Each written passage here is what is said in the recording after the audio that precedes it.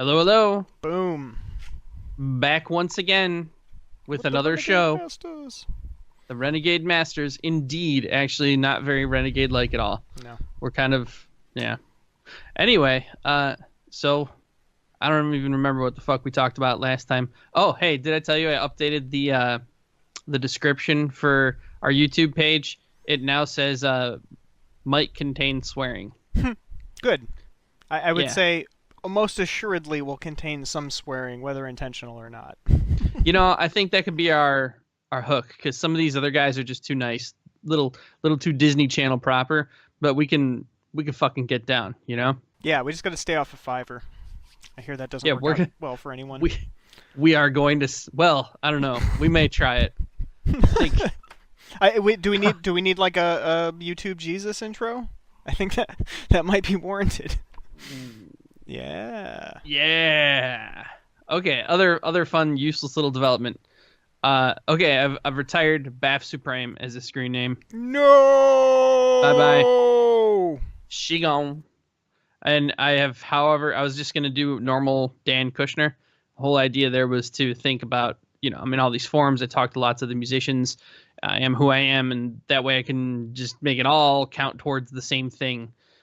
But then I stumbled upon to Jean-Claude Van Jam, which doesn't fit in anything, so it's now JC Van Jam. I am super sad to see Bath go. That's just wrong, and I think he needs to still be retained in some form. Like, he needs to be, a ghostwriter, or he needs to be a certain, like, album mood or genre or something, like alter ego. Maybe you do, like, a Green Velvet Cashmere thing, JC comes out most of the time, but every once in a while, Bath shows up and just wrecks shit. Burfable. Yeah, Yeah, the Bath remix, shit like that. Oh, he's going to still be around. He's going to be stitched into clever little spots, though, now. And otherwise, it'll be JC. And that, again, Jean-Claude Van Jam, not Jesus Christ. Despite the hair, that's not a thing.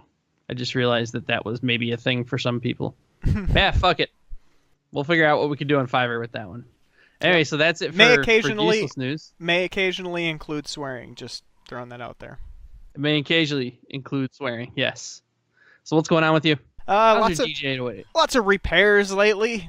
I think I'm 0 for 2. Actually, I guess it'd be 2 for 2 if we're counting times when my 808 has failed now. The last two shows, I think it was 2 weeks ago, 3 weeks ago. I threw a show. It was a lot of fun, but during the course of the show, it was a pretty, reasonably upbeat, kind of intense tech house show. And of course, if you're playing house and tech house, like, you're bouncing the faders around and cutting things and, slapping stuff together. Well, lo and behold, my channel 1 fader kind of goes a little bit wonky, and I noticed that it doesn't really work anymore, and it's kind of flopping around inside the casing. I'm like, well, stuff happens, no big deal. So I continue on. I just whip up the Denons and start throwing some more there, but I'm still using channel 2 on the controller. About 3 songs later, channel 2 goes down, and its fader's flopping around in there like a dead fish. I'm like, what? No one really? wants a floppy fader. Nobody wants a floppy fader. I mean, it was tipping sideways. They're not supposed to do that. They go up and down. This one was going side to side, so that's a problem. You had 2 tippy, floppy faders. Not only that, so that's called like the pitch when you're going like side to side, like on a airplane or something, right? Or a boat. I'm on a boat. Yeah, no, This one was yawing. It was actually moving about its center axis freely, which is, that's a bit of a problem for a fader. So, whatever, I think Axl Rose yawed. Yeah, he yawed a lot. So that was your fader. Yeah, that was my fader. That was my channel 1 and channel 2 fader. Luckily, channels 3 and 4 were still in perfect functioning order. Whipped up the Denons, finished out the set, no big deal. Ripped apart the 808. It was a good opportunity to take a look at the build quality, look at all the components, check out those platters and how they work. And there was a lot of really interesting stuff in there. But before we get to any of that, the faders. So Roland, floppy, tippy, yawing Axl Rose bullshit faders.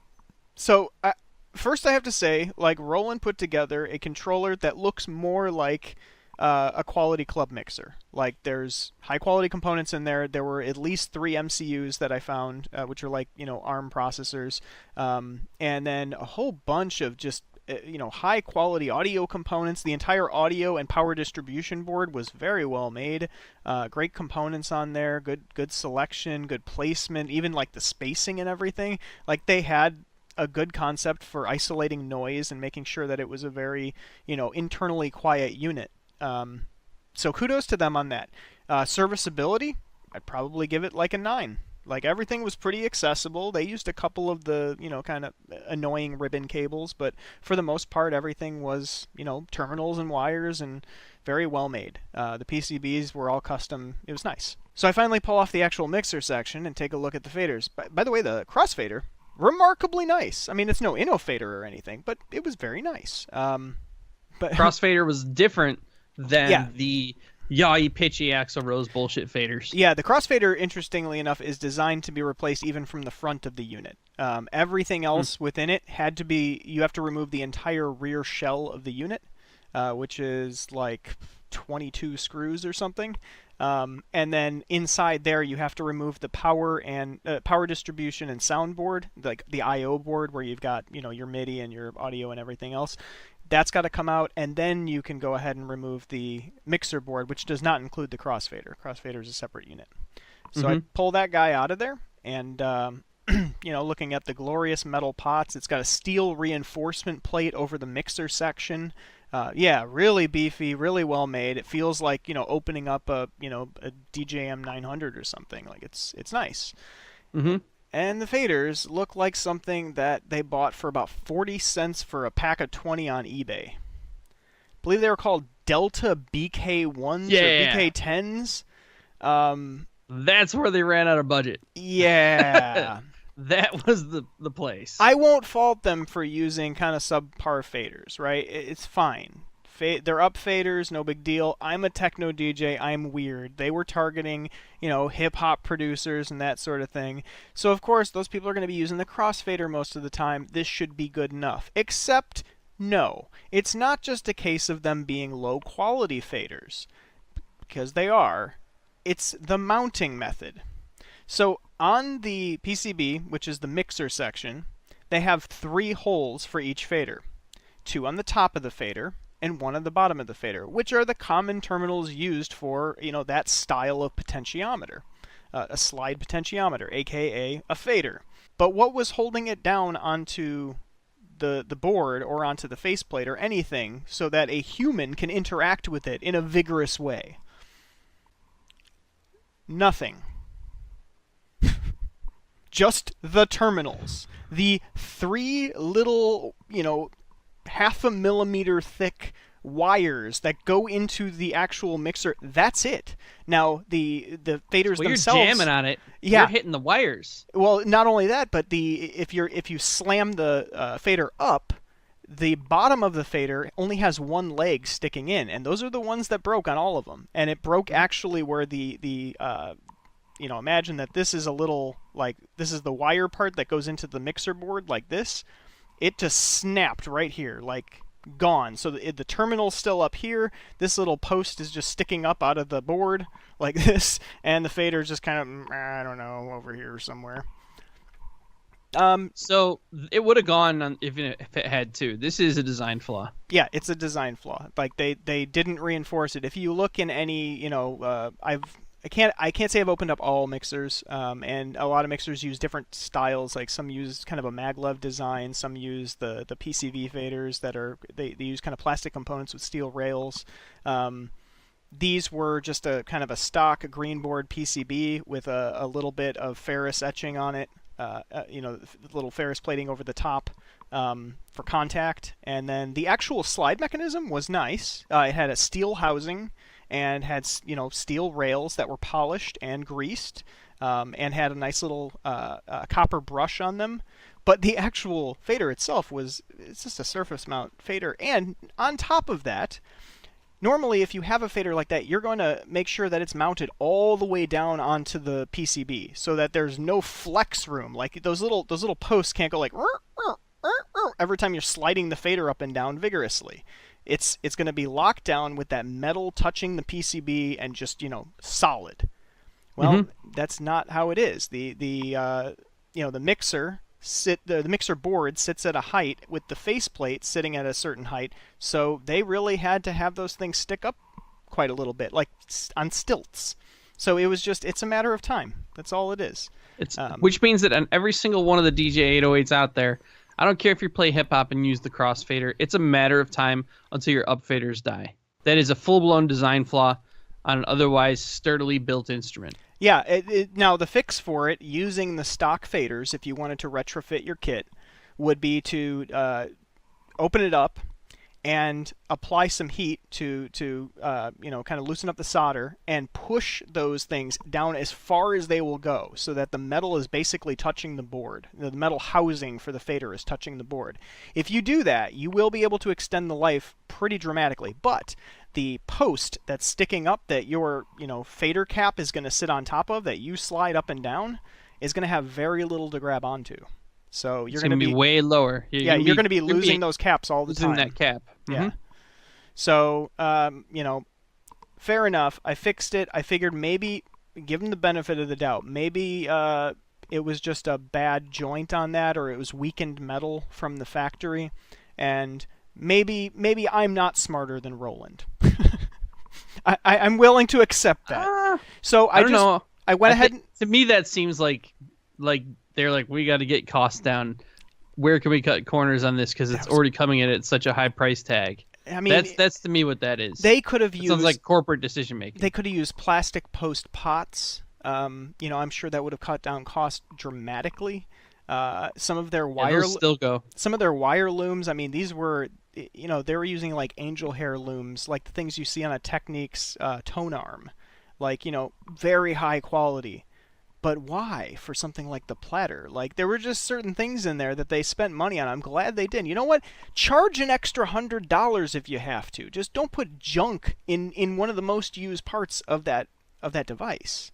But regardless, so I go ahead and I fix them back up. I resolder everything. I put a little bit of reinforcement on there. I actually put a little plate to kind of reinforce that entire section, and then I did some additional soldering to make sure that it was reinforced all through every contact hole and everything. They were solid. I dropped them back into place. I missed a week because I got the flu, but then when I came back, I threw another set, and lo and behold, halfway through that set, channel fader 2 goes down again. Same exact problem. So at this point, I crack it open again. Fader 1's already dying again. Fader 3 showing where it's kind of a lost cause. So I went ahead and took my TRS fader, the sampler fader, and just pulled that out and stuck it in channel 2. Repaired the rest of, the best I could, and kind of swapped around the faders a bit so that I could get the best ones possible on channel 1 and 2, the ones with the most life left in them. So that's just going to get you through the next set or two. Probably. Do you have maglevs coming in? What are you doing? Yeah, so I'm kind of, just researching, researching some new ones now. I did find some nice maglevs that would probably work. I just need to verify that the resistance values are correct. Or alternatively, is there also a size thing there? Yeah, definitely a size. I believe that the ones I've got are 60 millimeter, so that's easy enough. They're common design. The leg outs are common, or the pin outs are common. So yeah, and in fact, get this. I went on to DigiKey and Mauser and Octopart and all the places you go to buy electronic components. I could not find this particular fader anywhere. Like, nobody. I mean, I found Delta faders. These are Delta faders, which Delta makes okay stuff. They make really nice power equipment, but potentiometers, it's okay. Passable. But no, I'm going to go for some nice...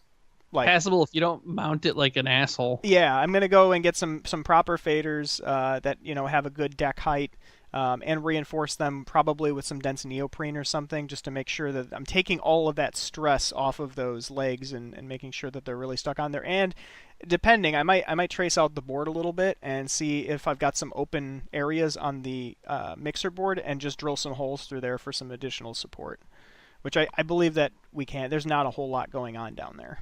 So. All right, so that's the faders. Yeah. Now, were it just that, this would not be as bad, but it's not just that. The faders were not the only issue with the DJ-808. I saw your set last week. Your set got totally borked by their firmware update, right? Yeah, I mean, mixed bag with the firmware update. I'm not exactly sure what's going on, because I revisited it yesterday, last night, when I did the second repair on it, and I got all of the effects working properly again. And the thing is that the effects shouldn't have anything to do with the 808. The only thing, like, Serato should be doing that internally, so that could be more of a, FU Serato than FU DJ-808. But it was remarkably coincidental that I updated the firmware on the 808, and then all of a sudden, none of my effects timing worked at all. If you set a delay to half beat, you would get something akin to like quarter note triplets. Like, it didn't seem to track with anything that made sense. So that was kind of a lost cause. Luckily, the built-in effects still worked fine, so I could still use my high-pass, low-pass filter. I could still use an occasional light flange, and a dub echo, and that's kind of all I had. A dub echo? Yeah, the dub echo. I had to get creative with that. Like a 10 millisecond echo for a duck? Yeah. No, dub echoes are kind of neat. So it's this. If you're not familiar with the effect, if you scale it back, like in a reverse value, what it'll do is it'll slow down. It'll create a delay, and then the delay trail will become slower and more compressed, and then extend out really long as you go further. So it'll do like this.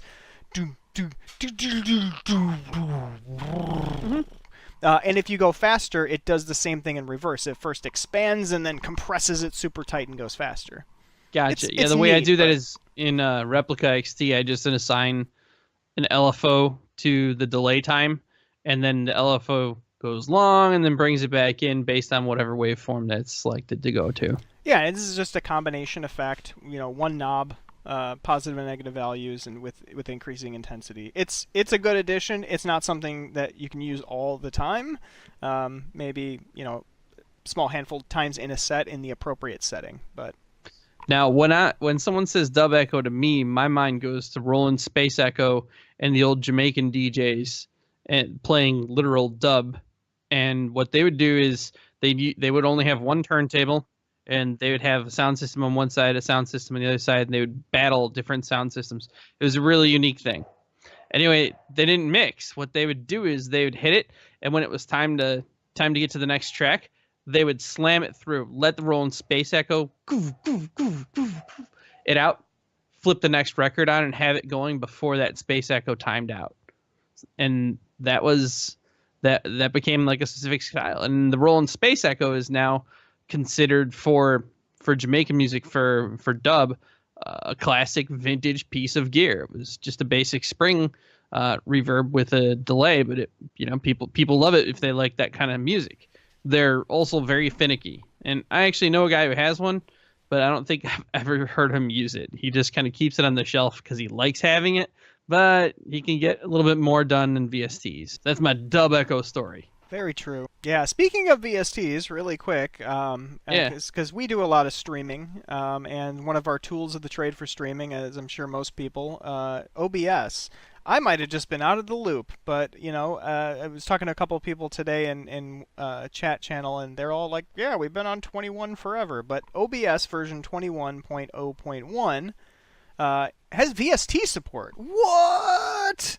You can put VSTs on audio tracks now. That's kind of incredible. Now, granted, usefulness for this probably limited to limiters and compressors in actuality, but I could also see something like what's the name of that thing? It's called Bittersweet. Yeah.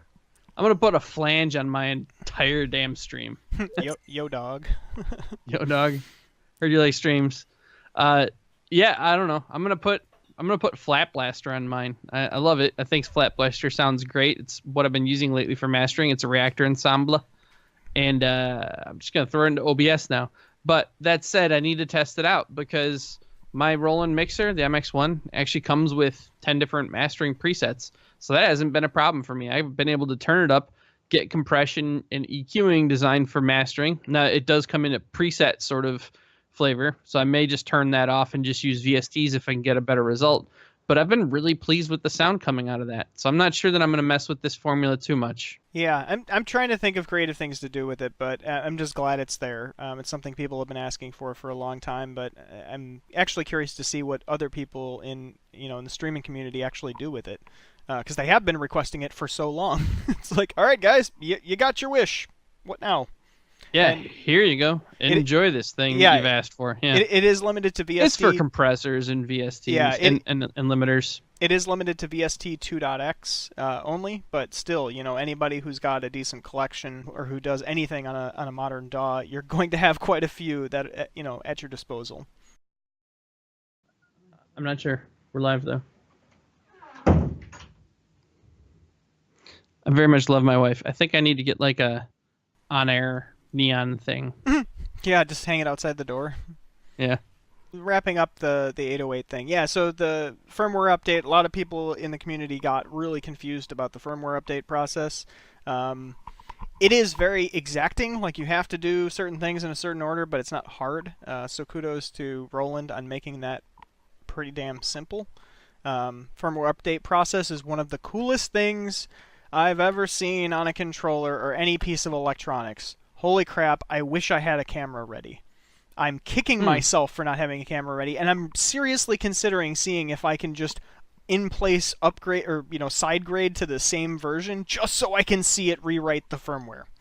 Let me explain. Really? So when you go to update the firmware and it actually launches the firmware update, you see both of the platters internal what's it called? Their little position indicators. They start going in this little like crosshair 4 pattern and spinning like wheels.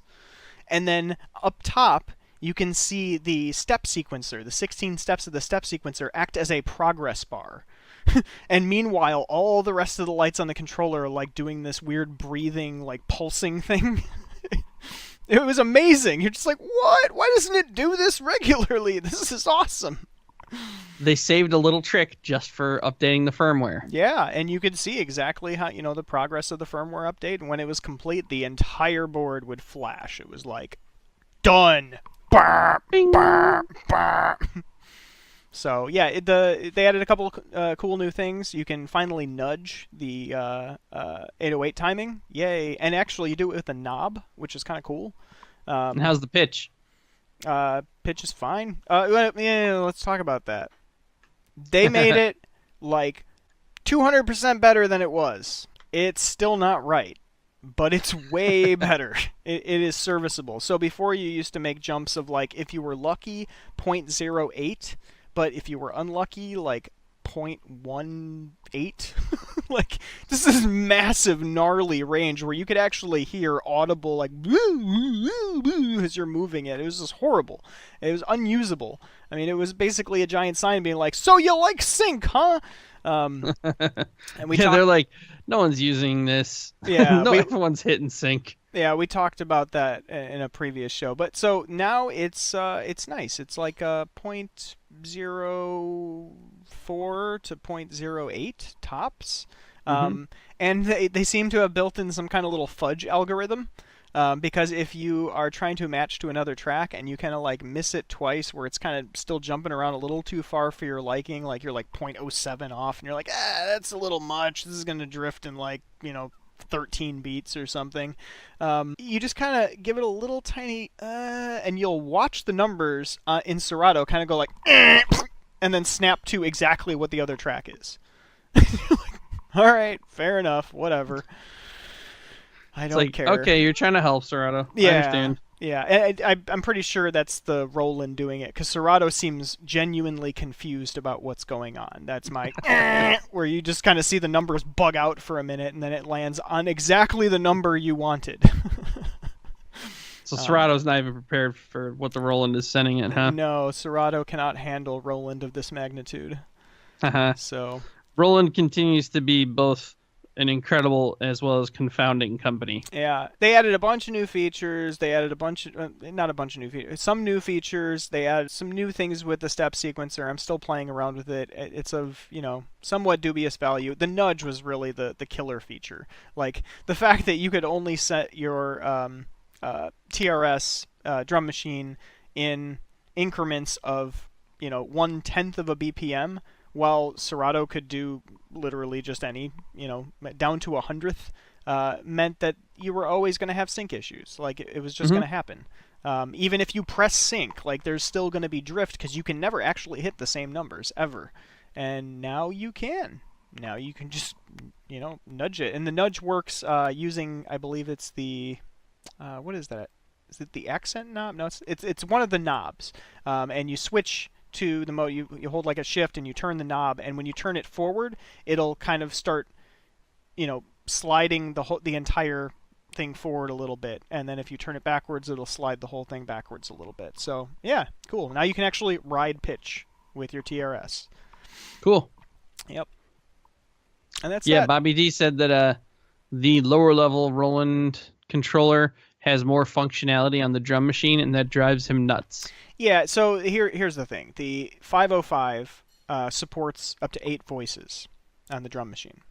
Mm-hmm. The 808. Here's the catch. Natively, it supports 4 voices on the drum machine. But seems bogus. Yes, but that is discounting the fact that you can use samples as instruments on your sequencer. So that's the part of the conversation that he also seems to have omitted in every single conversation. And I would really like to understand why that is. If it's just he doesn't use samples and he only uses the built-in sounds, or if he's just really bent out of shape that he can't use the BD and SD, buttons to control that stuff. Because there's also the 8 buttons for the Serato sampler. And all of those can be select sample 1, sequence, select sample 2, sequence, select sample 3, sequence, 4, sequence, ... 8, sequence, and play them all. So you don't have individual control with faders over each of those, but you can still play them back. And if you need to manipulate them, you can use the Serato sampler controls to manipulate them. You can't use the TRS controls. You can only sequence them.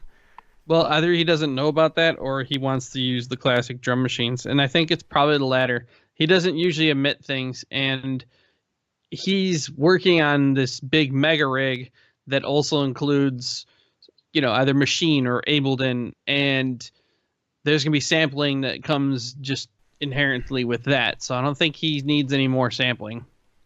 Yeah, I don't know. I'm in a position where that really doesn't bother me. They advertise it as a 4-voice drum sequencer, and it does so much more than that already, and they've only added functionality to it since. So I don't if they fault advertise them for it, that. Not to mention, they advertise it one way and you buy it one way. That's the way it is. Yeah, I have no shortage of drum machines, and my future contains more drum machines. So.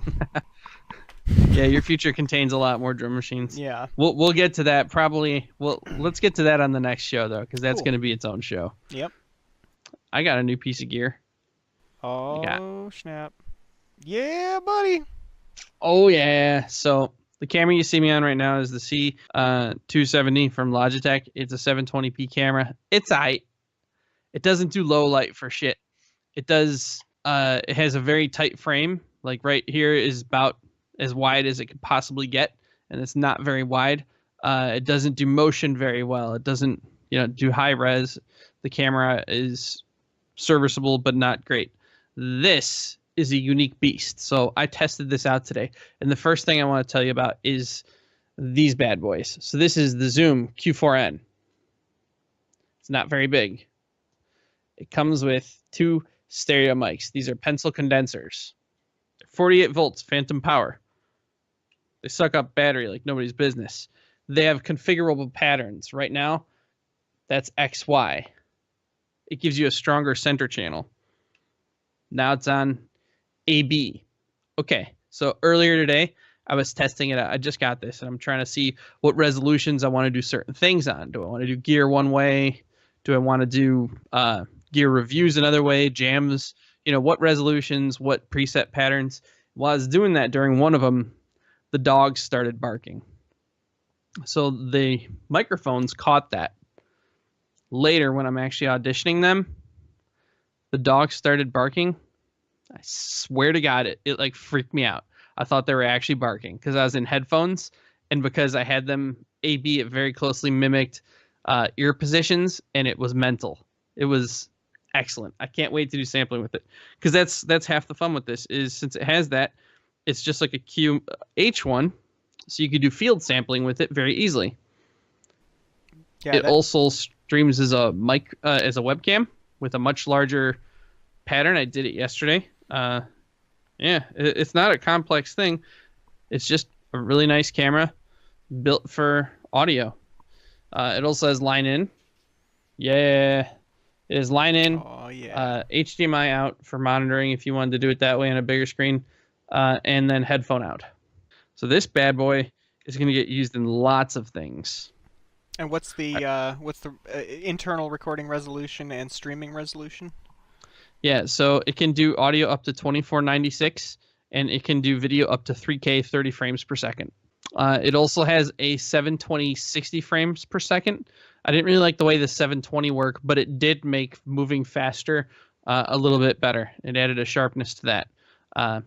The way I think I'm going to do it is when I do jams, I do 10-minute jams. I'll write new material here and I'll do a 10-minute jam, and then later it gets incorporated into the set. I post those jams, and that's kind of the bread and butter of what I'm doing these days. I'm going to be doing those on 3K with auto is the main setting. It looked really good. Yeah. When I go out and I do field recordings, it's probably going to be on a 1080 setting. I don't think I need to kick it up to the 3K. Also, the 3K only does like 22 minutes on the SD card I bought. I'm probably going to have to kick it up to like 128 gigabyte at some point. I did get the 32 gigabyte. I thought it would be enough, but 3K uses a hell of a lot. Yes, it does. Yes, it does indeed. And it'll actually do even less if I did it 2496, right? That's at 1644. So, but that's all right. It's perfectly fine for doing jams at 10-minute intervals. It's going to look great. I'm getting the sound for those straight out of OBS, so it's going to look great. It's going to sound great. And I'm going to test it out tonight. I'm going to go to B-Rad Hussey's birthday party, which happens to be 10 minutes from my house. And I actually have to leave a little bit soon for that. Otherwise, I'm just never going to get there. And going to test it out. Nice. Yeah. So I'm going to see how that does in the field. It's kind of half the reason I'm going. I don't like leaving my house, but I want to test the new gear. That thing's a lot smaller than I actually anticipated. That's very cool. Yeah. So let me give you a little reference point for it. So this is a Game Boy. It's actually my phone, but there's the camera. Yeah, it's a tiny little thing. Yeah. Yeah, the stream from the other day looked really good. So that was nice. Nice wide angle, tiny bit of fisheye distortion, and it's supposed to be, but it wasn't as distracting as say like a GoPro. It really just provided a really wide angle shot. The really wide angle shots do some fisheyeing. The widest angle absolutely fisheyes, especially the closer to objects that you get. And then when you use it as a webcam, it only does, I believe, 720 is its maximum resolution as a webcam. So it does take down the resolution a decent amount when you're actually going live. But it still looked great. It beat the pants off my C270. It caught a lot more. I was able to fit in frame with the gear, so you're able to see just me and the gear. So that was really cool. Got a tripod, got a light going with it. So kicking up my video game quite a bit here. At least that's the plan. Anyway, so let's do you want to jump into physics? Cover our weekly physics? Yeah, we can do that. Before we get out of here?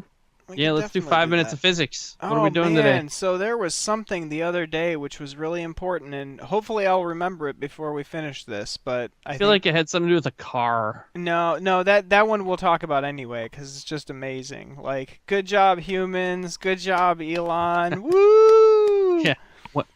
Way to go, creating a giant commercial for your other business, Elon. Yeah, that was really cool. So we're talking about of course, the Falcon Heavy launch. For giggles. It was gorgeous. Yeah, it was gorgeous, and for giggles, Elon Musk went ahead and shot up his Tesla Roadster, cherry red, up into. Yep. It's on its way to the asteroid belt right now. In fact, so. Yeah, he wants it to be like orbiting forever. However, some guys did some calculations on where it's at, and Jupiter is eventually going to mess with its orbit, and it's going to fall into the sun. So thousands of years, yes, Elon. Millions of years, no. Well, has he disclosed how much propellant he has left in that second or the final stage? I don't know that he has any. He's just entering orbit now. Because right now it's making a pass through the asteroid belt, and then it's going to swing around and do a little gravity assist from the sun, and then I don't know if he's going to just orbit the sun forever, or maybe there's more propellant. He can make an adjustment, catch up with Mars or something. I don't know. We'll see. The plan is it's to orbit the sun on an elliptical path, an elongated elliptical path. So theoretically, it could intersect with a planet. but the chances that because space is huge, Space is huge. Even in our solar system, space be huge, and so the chances that it's going to actually hit a planet are like 0. Yeah, actually that was a kind of even though I've got a as good of an idea as a human can have about the vastness of space, it was still refreshing and a little bit of like that wake up call when Elon Musk was talking to a reporter from I think like The Verge or something, and she had asked a question, and he goes, "Well, I think the part that people have a hard time understanding is like space is really big. Like it's really big. Like they just don't understand just how far it is to get to like Mars. Like it's monumental distances." Space be huge, Yeah, and it was one of those things where you're like, yeah, you're right. I don't think about that. It's really big. Space be so huge, light be taking its time getting across it. Yeah. Oh God, I wish I could remember this thing. It was something to do with quantum gravity, and like they had a test in mind for proving this out one way or another, and it had to do with quantum gravity, and it had to do with quantum entanglement, both of those things. And essentially what it came down to was if this turns out to be the way that these scientists or researchers had anticipated that it may be, the way that they're postulating, that we could effectively maybe understand and control gravity.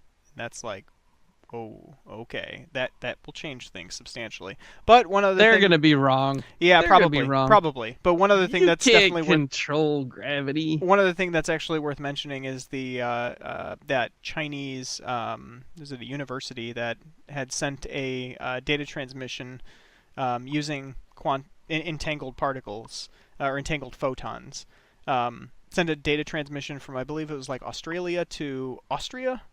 Or something to that effect. It was basically like Europe to South China Sea region, and yeah, it was a cryptographic message that was sent over entangled particles over an arbitrary distance. That's gonna be cool. Yeah, because that's gonna improve networking over huge distances and security. As long as it's not controlled by like some giant evil megacorp that's gonna limit our access to it and make us pay to hit the highway. That'll be awesome for all of humanity. Yeah, no, that'll be a big deal. And if the big thing that I want to know, what's that? It's definitely gonna be controlled by some giant evil megacorp that's gonna limit our access to it. No, I don't think it can. So the thing is, the big question for me at least, and I know there's probably others thinking about this, with the whole quantum entanglement communication method. The question is causality wrong in some way that we don't understand yet. And what I mean is, if you can have an entangled set of particles, or photons, whatever, and using that methodology, you could use them in like a modem. So basically, you set one to a state of 1, you set the other one automatically goes to a state of 0. Like they're constantly, entangled. That means that you could then send a binary message or an arbitrary message to a person who's on the receiving end of that other particle, right? That's how the whole thing works. But they seem to happen, the entanglement happens at arbitrary distances. Now, that's a very ambiguous word, arbitrary. It literally means anything, any distance. So that could mean, theoretically, that you could take those entangled particles, have one sitting here on Earth, and take the other one out to Alpha Centauri, or Proxima Centauri, 4 light years away from us, and then send a message. Say, "Hi, Dan." Yeah. Now, the question is, if the person on the other end receives the message, "Hi, Dan," in less than 4 years, you've broken causality. Because you've gone faster than the speed of light. Yeah, you've received the message before the message could technically be sent from your relative position in space and time. Well, that's well. I know. Your brain's gonna try to justify it, like, well, no, they both exist in the same frame of reference because they're moving at the same speed. No, look at the math on it. It's like, no, that breaks causality. You can't do that. And then let's just say not 4 light years. Let's say 1,000,000 light years away. But yet you send a message and they instantaneously receive it 1,000,000 light years away. Yeah, but 1,000,000 light years away, someone existing 1,000,000 light years away could still exist at this exact moment in time, right? And so if they can exist at this exact moment in time, if I were to manipulate that particle and then they were to observe it, we would be in parallel. Yes, relativity does affect you time run into causality issues forward, but for example, let's say you blow up the Earth, and the explosion, the light from the explosion or more the sun, our sun goes supernova, right? But the message was sent that our sun is going supernova to this distant place, and they can then get the message that the sun went supernova, but then they don't see it for like a million years. It's this thing that sounds they perfect. Don't see it. That doesn't mean it didn't happen. I know you're going to try to rationalize it as a normal human living on planet Earth, and I agree with you fundamentally, but I know that we're both wrong. There is a problem with that entire sequence of events, and it has to do with causality and this whole function of you can observe that in mechanical space. You can't. we can observe time. We've tried. That's the interesting thing. We've actually tried using basically sensors or reflectors on the moon and trying to can we send information faster than that? No, it turns out it just doesn't work. Like, the causality wall remains intact, and you cannot get information faster than the speed of light. Yeah, I mean, you can't get information faster than the speed of light, but the events would still happen in parallel. Yeah, so they would, but you wouldn't know about it. That's the whole thing. The knowledge, the information, the data about that event occurring cannot arrive to you faster than the speed of light. Can't we test that if we can go from China to Austria with a message like this? Isn't that enough space for us to be able to test, or do we need to get a lot more mileage in order to be able to... A lot more mileage, yeah. Like, we would need to get out, probably a fraction, a significant fraction of a light year away. I don't know what that is. You'd have to sit down and do some math and find out, and it would depend on, the accuracy of our sensors and that sort of thing. But it's a question that I want answered because, yes, like you, I can rationalize it forever and be like, no, that's ridiculous. Of course that's possible. It's the same thing with warp drives, really. A lot of physicists will tell you, warp drives aren't really possible because you're moving outside of the light cone. If you don't know what the light cone is, watch PBS Space-Time or something, and they'll tell you about this light cone. And if you go outside of that light cone, you're effectively time traveling. And they're like, well, you can't really do that because it breaks causality, so warp drives can't work. And you're like, but they probably can. We're probably the way that's always wrong. Been explained to me is folding. You're not actually moving faster than the speed of light. You're going through probabilities to somewhere near where the place you want to end up is right where you are. The physicality of it, the physics of it, that we understand. And yes, you're not moving. You're moving space-time. You're bending space-time. In other words, you would be getting a transmission. We're getting sci-fi here. You'd be getting transmission not from who you think you're getting a transmission from, but a different version of that person you're getting a transmission from, because they can't break causality. Now you're getting into dimension layers down the probability spectrum. You can. Yeah, that's getting into the not quite science, but really interesting to think about.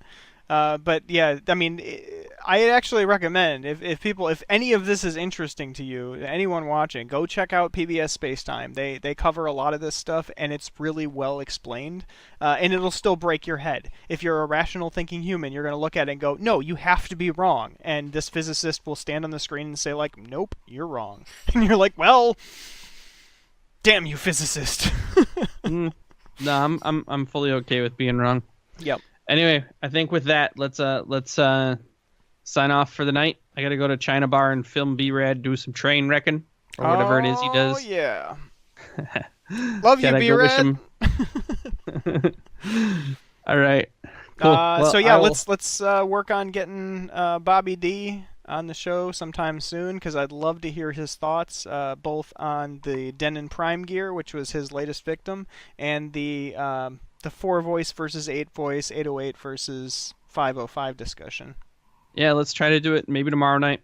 Yep. He gave me his work schedule. It's insane. He's a helicopter nurse. Yep. So he works streaks of days in a row, and then he has like weeks off. It's weird. Yeah, and if anybody out there has any specific things that you want covered, or certain topics that you want discussed, put them in the comments, and let's do it, because we have a pretty diverse range of stuff that we're into, and we're happy to talk about it. Yep. Love for the shrimp crew. Peace out. Troops up. Later.